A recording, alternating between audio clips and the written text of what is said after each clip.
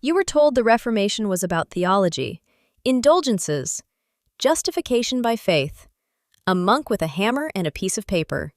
That's half the story. The other half is this.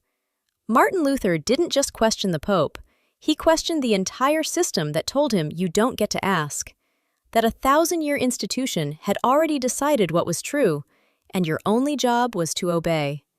He asked anyway, and the moment that hammer hit the door in Wittenberg, something cracked that couldn't be uncracked. Not the door, the monopoly.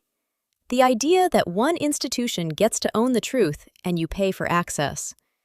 The Reformation wasn't about religion, it was about who gets to think. This is a special edition of Know the Play. Run Yours, Episode 5, The First Exit. I'm Miss Peck. October 31st, 1517.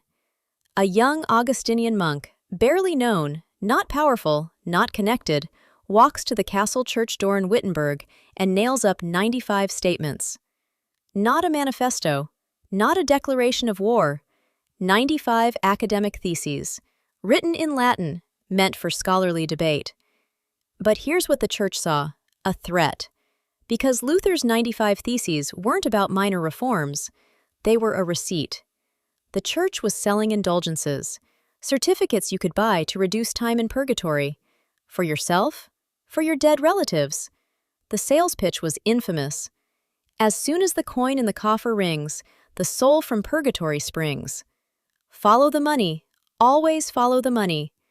The indulgences weren't about salvation, they were a fundraising campaign. Pope Leo X needed cash to rebuild St. Peter's Basilica in Rome, so the church franchised salvation, territory by territory, salesman by salesman. The German territories were assigned to a banker named Jakob Fugger, who took a 50% cut. Half of every coin went to Rome, half went to the banker. Salvation was the product, fear was the sales force. And the people, the peasants, the faithful, the ones who scraped together coins they didn't have, they were the revenue stream. Luther read the fine print, and he asked the question nobody was supposed to ask. If the Pope has the power to free souls from purgatory, why doesn't he do it for free, out of love? That's the receipt right there. A question so simple it unravels the whole system. Game film, red pen, 3 steps. The same playbook you've seen all series, running in 1517, dressed investments. Step 1. Own the truth.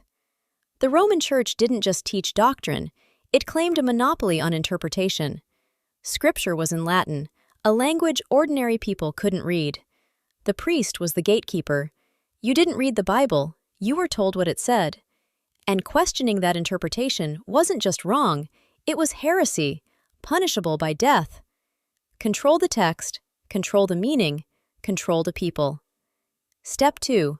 Monetize the fear. Purgatory wasn't in the Bible. It was a doctrine developed over centuries, a middle place between heaven and hell where souls were purified. Conveniently, the church also sold the only relief from it. Create the fear, sell the cure. Never let them know you invented both. Step 3. Punish the question. When Luther nailed up his theses, the church's response wasn't debate, it was escalation. They demanded he recant. They threatened excommunication. They put him on trial at the Diet of Worms in 1521. The message was, take it back or be erased. Luther stood in front of the emperor and said, "Here I stand, I can do no other." He didn't fight, he didn't organize, he simply refused to unsay what he knew was true. That's the moment the playbook broke. Not because Luther was powerful, because he was willing. One person, standing on a question, refusing to be silent, and a 1,000-year monopoly cracked. When I look at the church's corruption playbook in 1517, and I look at the systems demanding your loyalty today, political, cultural, ideological, I see the same architecture. The monopoly on truth. We are the only ones telling you what's real. Everyone else is lying. You can't trust the media, the experts, the institutions. You can only trust us. That's not truth. That's a franchise, and you're the customer. The monetized fear. If you leave, you lose everything. Your community, your identity, your moral standing. You'll be alone and wrong and damned. The fear is real, but ask who benefits from it. Who collects the coin while you're afraid? The punishment for questions. The instant you ask, wait, who benefits from this? You become the enemy, a rhino, a traitor, a plant. You were never really one of them. Sound familiar? Luther didn't have an army. He didn't have a plan. He had a question and a door, and he was willing to stand there until someone answered him honestly. Your question is your hammer. The door is wherever you've been told not to knock.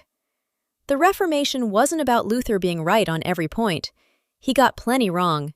He was stubborn, imperfect, and later in life, he said things that were ugly and indefensible. The point isn't that Luther was a saint. The point is that he asked, and the system couldn't survive the question. Neither can yours. Hero Thinking Booster, the Luther Method. 3 tools from Wittenberg that work in your life right now. 1. Write your theses. Luther didn't start a movement. He wrote a list. 95 specific things that didn't add up. Not a rant, not a screed, a document. Here's what I was told. Here's what doesn't match. Try this tonight. Open a blank document.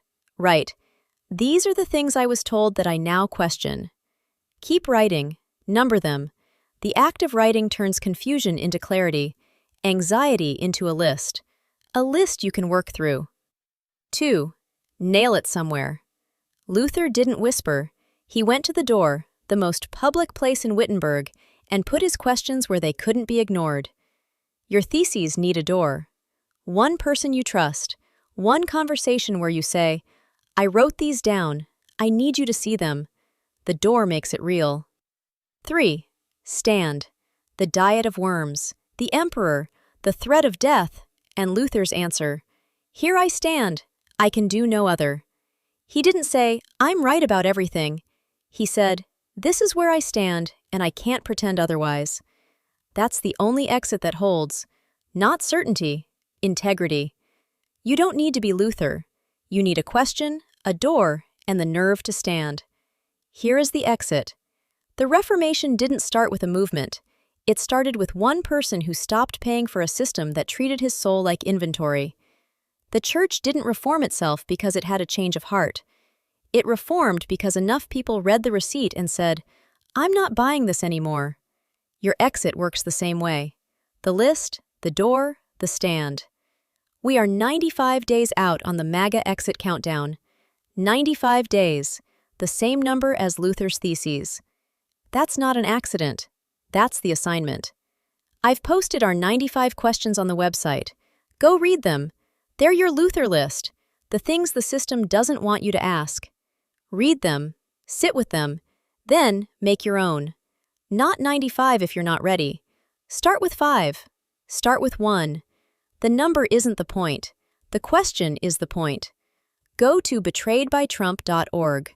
Join the MAGA Exit Countdown here. Smart decisions start now. Join our New School Times community. Smart decisions start here.